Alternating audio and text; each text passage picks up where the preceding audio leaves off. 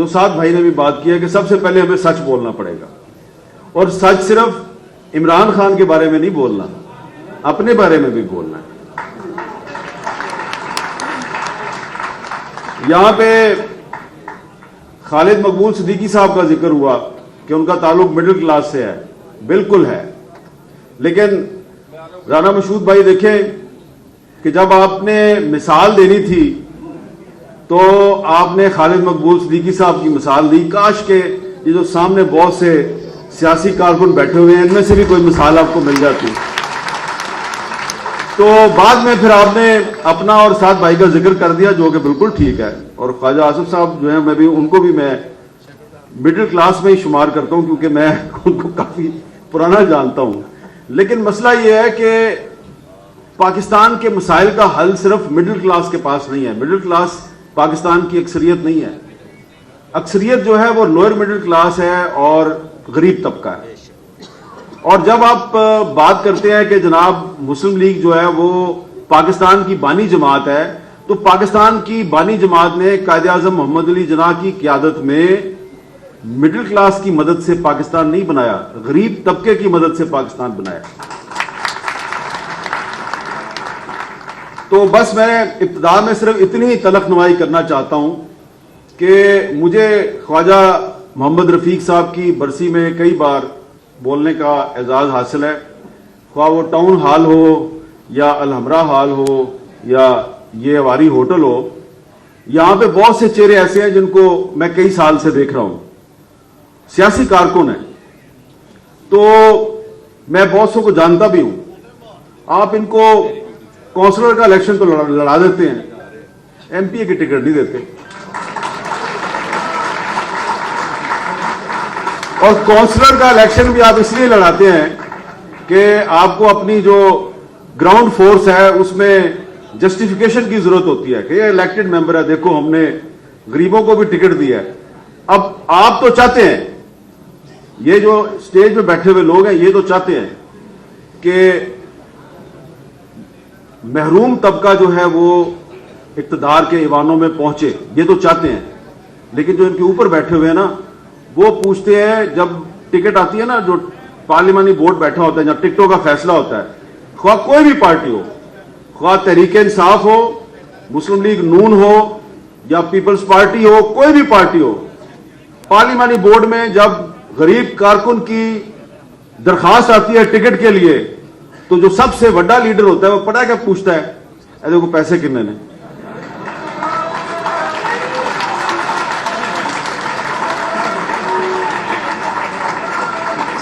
تو اس لیے آپ اس وقت تک، آپ کے لیے اس وقت تک غریب طبقہ سڑکوں پہ نکل کر آپ کے لیے جنگ نہیں کرے گا جب تک یہ جو پنجاب اسمبلی ہے اور وہ جو اسلام آباد میں قومی اسمبلی ہے، جب تک وہاں پہ اس طبقے کی نمائندگی نہیں ہوگی جو صرف یہاں پہ بیٹھ کے آپ کی تقریریں سنتا ہے۔ محترم بھائی خواجہ سعد رفیق صاحب نے فرمایا منزل انہیں ملی جو شریک سفر نہ تھے، یہ بات تو درست ہے، لیکن خواجہ صاحب پہلا شب خون جو ہے وہ ایوب خان نے نہیں مارا تھا، پہلا شب خون مسلم لیگیوں نے مسلم لیگیوں کے خلاف مارا تھا۔ اور یہ بات میں اس لیے کہنا چاہتا ہوں یہاں پہ کہ خواجہ محمد رفیق صاحب جو ہیں وہ مسلم لیگ چھوڑ کے عوامی لیگ میں کیوں شامل ہوئے تھے؟ ایک سوال ہے، اس پہ ذرا غور کریں آپ سب آپ یہاں پہ سیاسی کارکن بیٹھے ہوئے ہیں، اگر آپ کے پاس اس سوال کا جواب نہیں ہے تو یہاں بزرگ بیٹھے ہیں، ان کو پڑھیں، ان سے پوچھیں،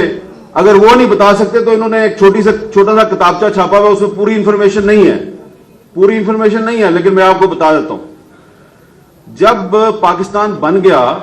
تو جو مسلم لیگی تھے نا، اس میں جو پہلے شریک سفر نہیں تھے، جاگیردار، جو 1946 میں ہوا کا رخ دیکھ کے مسلم لیگ میں شامل ہوئے تھے، تو انہوں نے پرانے مسلم لیگیوں کی ٹانگ کھینچنی شروع کر دی۔ اور پھر کیا ہوا کہ قرارداد دلی کے ذریعے بنگال کو پاکستان کا حصہ بنانے کا علمبردار حسین شہید سہروردی، اس کو پاکستان کی پہلی قانون ساز اسمبلی سے ڈی سیٹ کر دیا گیا. آپ کو پتا ہے ڈی سیٹ کیوں کیا حسین شہید سہروردی کو,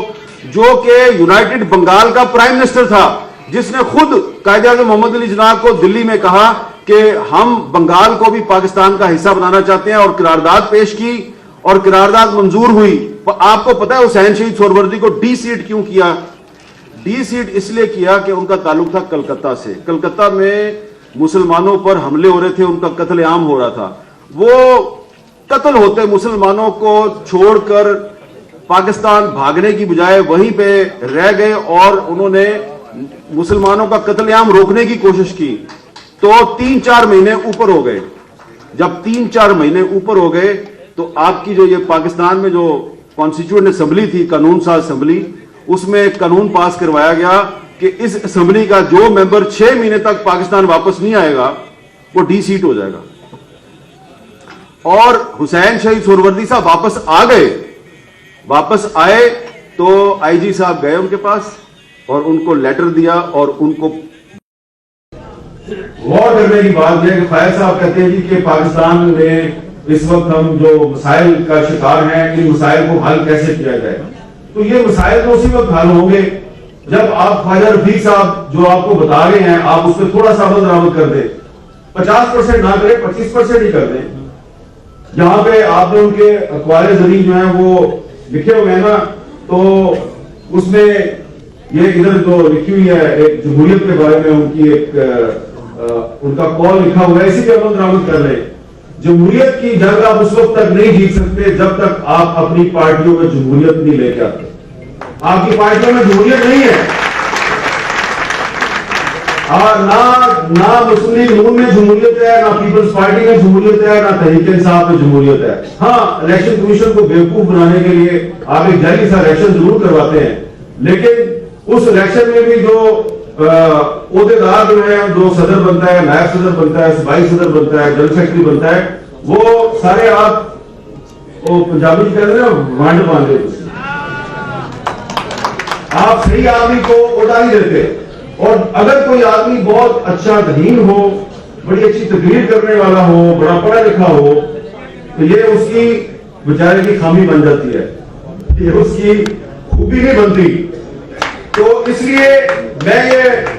عرض کروں گا معذرت کے ساتھ کہ خواجہ محمد رفیق صاحب کی برسی پہ اگر آپ نے سچ بولنا ہے تو سچ یہ ہے کہ آج پاکستان میں جمہوریت اس لیے کمزور ہے کہ آپ نے پاکستان کے جمہوری اداروں کو اور پاکستان کی سیاست کو جاگیرداروں اور سرمایہ داروں کی لونڈی بنا دیا.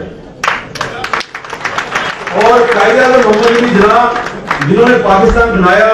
نہ سرمایہ دار تھے نہ جاگیردار تھے. علامہ اقبال جنہوں نے پاکستان کا تصور پیش کیا نہ سرمایہ دار تھے نہ جاگیردار تھے. تو یہ ایک لوئر مڈل کلاس اور مڈل کلاس کی لیڈرشپ جو ہے اس نے پاکستان بنا کے دیا اور پاکستان پہ قبضہ کر لیا جاگیرداروں نے, سرمایہ داروں نے اور فوجی ڈکٹیٹروں نے. تو یہ جو فوجی ڈکٹیٹر ہوتا ہے, یہ جب بھی جمہوریت کا تختہ الٹتا ہے تو اس کو جو سب سے پہلے جو اس کو اتحادی ملتا ہے وہ بڑے بڑے جاگیردار ہوتے ہیں اور بڑے بڑے سرمایہ دار ہوتے ہیں.